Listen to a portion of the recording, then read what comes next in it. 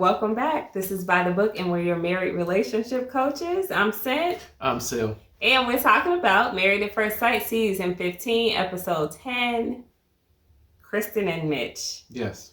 Krysten and Mitch. Yeah. Set us up. So, what happened? The episode opens, obviously, they do the little group thing where they show each couple doing whatever.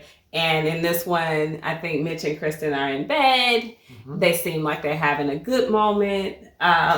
Which, I mean, I think they have plenty of good moments. It's just overshadowed by how horrible the bad moments are, right? Yeah. So, they're in bed. Mitch is being silly. Nothing big to report there. Next frame, we see Krysten with her friend. I don't remember her friend's name, but I suppose that's not that important right now. And obviously her friend wants to know how it's going. Yeah. And Krysten is saying, you know, married life is good. It's as good as I thought it could be. And we're all like, what? Mm-hmm. but Krysten does that. And that's the problem. She's a glass half full why type person. Does she keep doing? Yes, but it's more than half full. It's like 3/4 full when it's really like a fourth full. Yeah.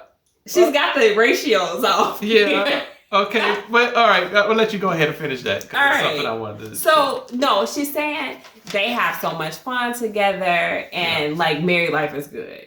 Mm-hmm. So, just like we would be, her friend's like, oh, so the marriage is good then. Like, you're a good match. Yeah. That's what she says. You're a good match. Uh-huh. And she's like, well, not so much. You know, but exactly. So then she goes into how her dream of flipping houses is kind of contrary for him. Mm-hmm. And she doesn't want to feel like he's not supportive of her dreams.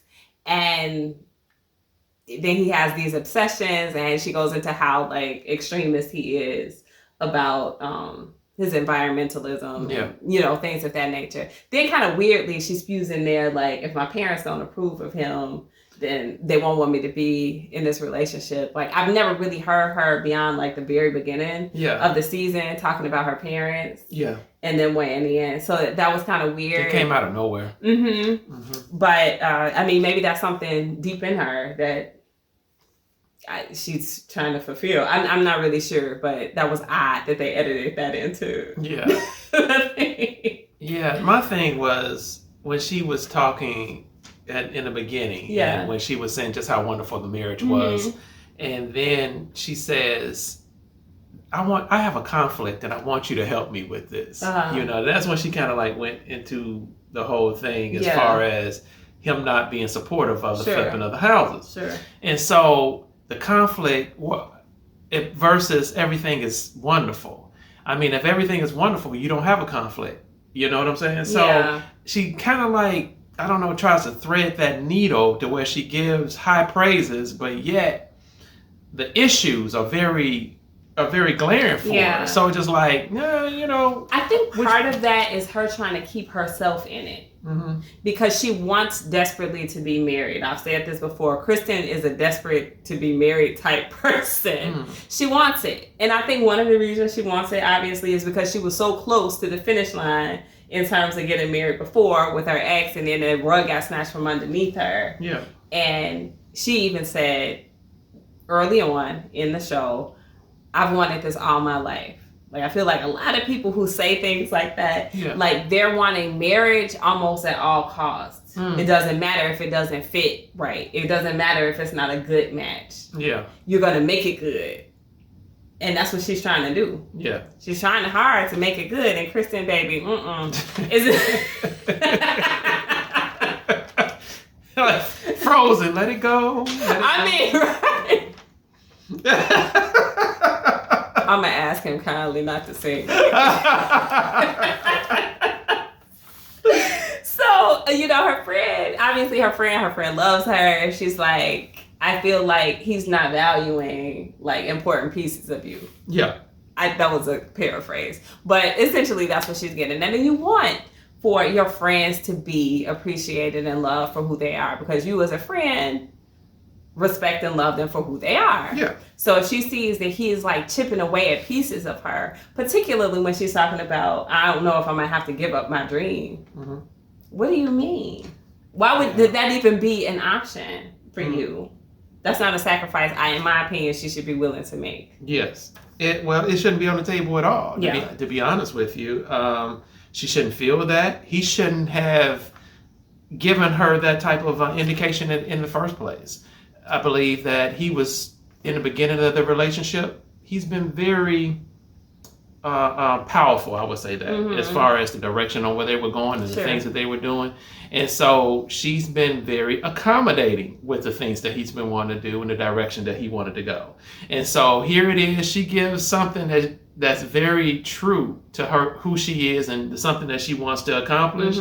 And so she's thinking, oh, wow, you know what? He is a bit rough around the edges, and he does have this kind of ridiculous lifestyle, but I'm going to be compromised and I'm going to accommodate him. All right. So that means when I get ready to tell him some of my dreams, hopes, and all of these things, that he's going to be on board with me because he's way out there. So I know just this flipping of the house thing, he's going to be on board. But it was not the case. It's not. But I'm not surprised. And it's not because I do think there's something wrong with Mitch, but I'm not surprised because I think that there's something wrong with Mitch. Because those two things kind of don't mesh. Yeah. Like the way that his mindset is in terms of the world, it doesn't go along with flipping houses. And he explained why. He explained clearly why. I don't necessarily agree with him and think that he's just right, but I understand that if that's his position, if that's where he draws the line on things, it's always going to be an issue. Yeah. So to be with him would mean that she would probably have to give up that dream. But she shouldn't have to. No, that means she shouldn't be with him. Like, why is that hard? Okay. All right. So you thinking that that his ideology is so extreme that he can't accommodate her in any kind of way? Correct. Not in that way. Not in that way. Not for that point. Like those two things are just too divergent to meet in the middle. There's not a middle ground. Let him go. My goodness. I mean, it's just not meant to be, because if she's going to be forever regretful and probably resentful of him, if she has to let go of that, she feels like that's a lifelong dream of hers. You can't, those two things can't exist in the same place. I guess you're right. I'm not seeing it totally, maybe because I don't want to see it.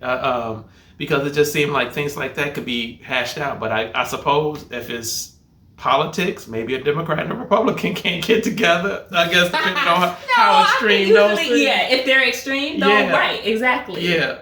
Okay. Right. All right. A Christian and an atheist. This is probably a lot of things that it's oil and water. It's just not going to mix. All right. So God and the devil. I understand. All right. Okay. So Kristen says, "I'm happy, but is it a match?" And I'm like, girl, this is double speak. Like, you got to get yourself together. Yeah. But she just doesn't want to give up. That's where she is. No. So next scene we see, they're going to this Buddhist yoga location. Yeah. First of all, how did you feel about that? I don't know, but I really didn't feel good that it's so doggone cold. Where they, I mean, because they was bundled up like little Eskimos. But everybody is. I mean, I wonder, are they in California? Because it's always cold there. Like, so San Diego is not hot. It's not really ever hot. But I've never been when it was like cold, like they look like it's cold either. Yeah. So I'm wondering if that's just like the spoiledness because they're used to like warmer climates because of where they're from. Oh, no. Or if it's legitimately like 40 degrees. Yeah, it's just, that's what it seemed like. Yeah. I mean, because if that's the case, y'all might as well move to Chicago with us. Like, because they better not have those coats on and it's like 68 degrees. I'll be annoyed. Yeah. So she's laughing. That's kind of a lighthearted moment for them in the yoga Buddhist.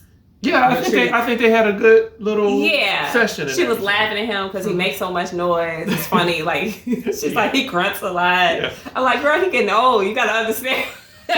Them joints ain't loose like they used to be. Well, that's not exactly what you said when we were watching it. My wife said she should have heard them grunts by now. I meant that in another way. Anyway. So Mitch, like he says, he tries to be a little deep. He says, yoga is like our relationship. You're stretching the limits, like testing the boundaries and things like that. And then you find a comfortable middle point. Which was funny because he doesn't have middle points, right? Like all Mitch all the time. So I guess he thinks that he's compromising maybe more than what he is. But for her, she's not feeling that. She's not feeling that at all. No, and we haven't seen it. No. It has. It's been all Mitch all the time. So in her frustration with that, from what we've seen on the show, she's hitting on 100 on that one because what is he compromised on? Absolutely nothing. Well, he's there with that snoring dog. Yeah, absolutely. So the day of the anniversary comes, and they get their anniversary book, which is just a picture book of like all of their wedding photos and everything. And they're both real like positive and emotional about it. I think for whatever reason that does trigger the best in the couple every time. Like they're like, oh look, and we were so awkward, and this is so cute. Yeah. So even Mitch seemed like very emotional about that to me, and it was good to see because it was like a bonding moment for them. Yeah. But it wasn't gonna last that long. So they move on to the party bus scene. Of course, everybody gets on the party bus and notices Van and Morgan are there. Yeah. And almost called her Alexis. And Krysten is like, hey, if Mitch didn't come, I would still come. She did. She didn't care. But, I mean, and I do think she would have done that. Yeah, I think she would have done that. I do. Yeah. But I still don't think that she treats him, like, poorly because she said that. Like, I don't think she was really even trying to throw shade. No. I think it was just like, I would have still enjoyed the moment because I think Alexis or Justin said that, someone was taking a mental health day or something like that. And so she's like, I would have came anyway. Yeah. So when they sit down at the table, the group all together, Mitch asked Krysten, like, how is the marriage going for you? Mm-hmm. She then flipped it on him and she's like, no, I want you to answer first. Yes, because she already knew. She was locked and loaded. So she didn't want him to have like a comeback really after what she was going to say. So she wanted to go last. So I understand. But go on. What did she say? So Mitch starts off and he says it's been demanding, it's been challenging, it's been a lot of self-discovery. Mm-hmm. And he kind of admits that he wasn't like maybe ready to be a husband. He's like, I'm not sure about my capacity to be a husband. Yes. So I don't know if he meant that in the present tense, like I'm still not sure. Yeah. Or if he meant like coming into this, I don't know if I was prepared to be a husband. Uh-huh. Which is probably, and I think if we read Krysten right, a little bit infuriating to hear. Yeah. Because you want to know that the person who met you on the other end of that altar was ready. Right. Because why are we doing this? Yes. And quite clearly through the course of this, we see that he really wasn't ready. No. He wasn't ready to be someone who was able to compromise. No. He needed someone to be given to him that was of his type of belief system. Carbon copy, just a female. Similar, very similar. Yes. And that's not what he got, and that's not what he was prepared for. Yes. So. Yeah. Well, you're absolutely right. She went through the whole thing. Well, actually, he started off with what he said, and then she was kind of like a little perturbed. Yeah, I think she was already annoyed and ready, like you said. Like she was kind of keyed up and ready to go. Yeah, she was ready to go. But I think that pushed even more buttons because he said that in particular. Yeah. And then she says, like, you're an incredible man. She's very good. She starts off good. Krysten is very good at dosing out positive along with the negative. Mm-hmm. She's never going to just give you all negative. She's going to give you some ups. And I admire that in people and the way that they converse with others or the way that they disagree with others because it doesn't put them wholly on the defensive by giving them some positive in there. Yeah. I agree. That is a strength of hers. Mm-hmm. And so when she got into the whole thing of, but wait a minute, you said you weren't sure about being a husband. You said a whole lot. However, you signed up to be a husband. Yeah, she did. You signed up. What's your issue, bro? And so she got really real. Yeah, she says, I feel like this is going well because of me, because of the effort that I'm putting in, because of how much flexibility I'm demonstrating. And I agree with her. Yeah, absolutely. Yes. I mean, we've been saying this for weeks. And it's just like, I don't, like, when does Krysten get to do Krysten? Yes. You know? Yeah. And that's when she kind of like really goes like back to back to back with her statements about how she feels. She's like, I'm going to snap. You know, if she basically doesn't get an outlet soon. Yeah. She says she was more prepared to, I guess, be married or to be married at first sight than he was. And I think that's where true. That perturbedness comes in, you know, because he admitted to not being prepared. And she's saying, I was fully prepared for this. And she's demonstrated more than most people I've ever seen come on to Married at First Sight that is very true for her. Yes. She came in open-minded. I think if she wasn't attracted to the person, she would have been okay. I think if the person was not really what she asked for, she would have been okay.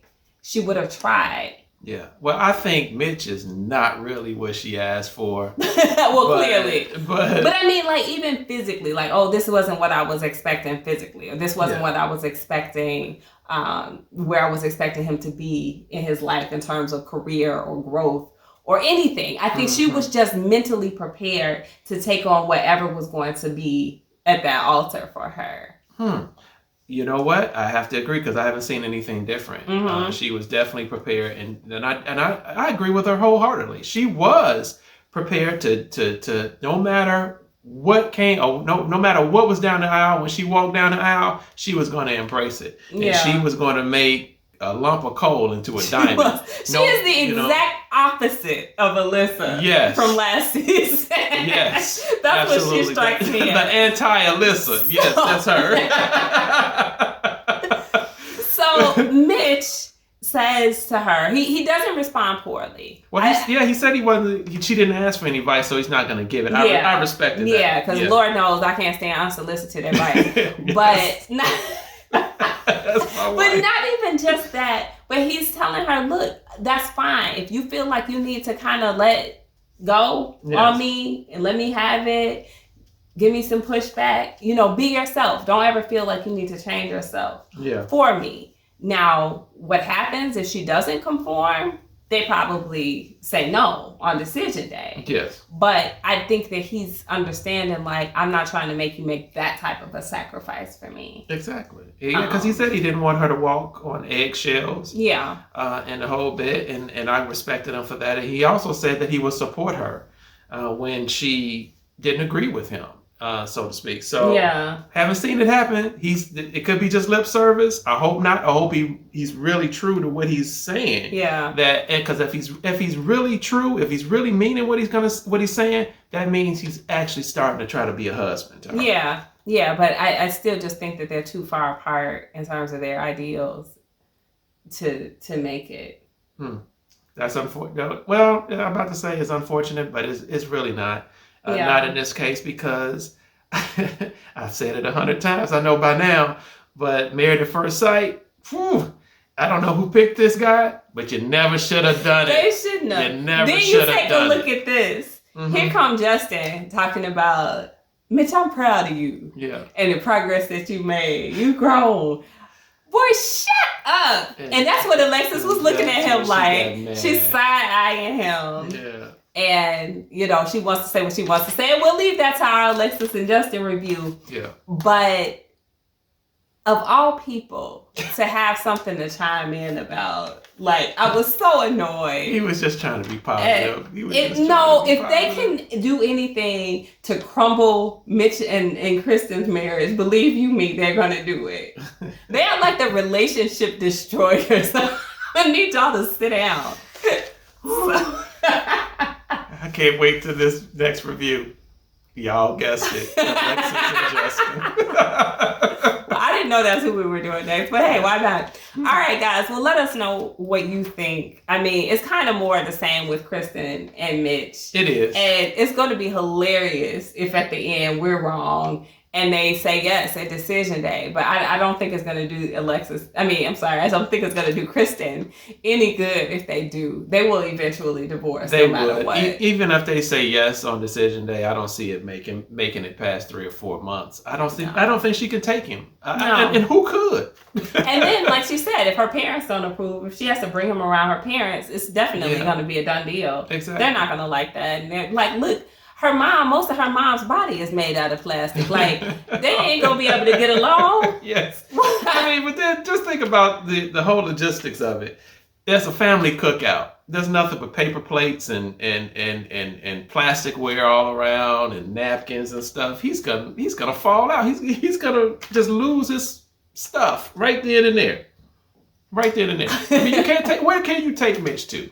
Yeah, and he probably wouldn't have any problem with like making that outburst, kind of like, you guys know this isn't very ethical. Yeah, I could definitely see it. Yeah. So yeah, it's tough. They may be in a bubble right now where they don't have to experience all of that, but in the real world, it's not gonna work out. Yeah. So anyway, let us know what you guys think. If you still think they're hanging on, they're gonna make it. We'd love to hear that. But. Let's talk about double speaking Krysten and if she is going to finally speak just in one direction and say, okay, this is not the match for me. Yes, I want to hear her say it. Yeah. Because we've been witnessing it for a few weeks now. So I want to hear her say it. All right, guys. Like, share, comment, subscribe. We'll talk to you soon. Bye.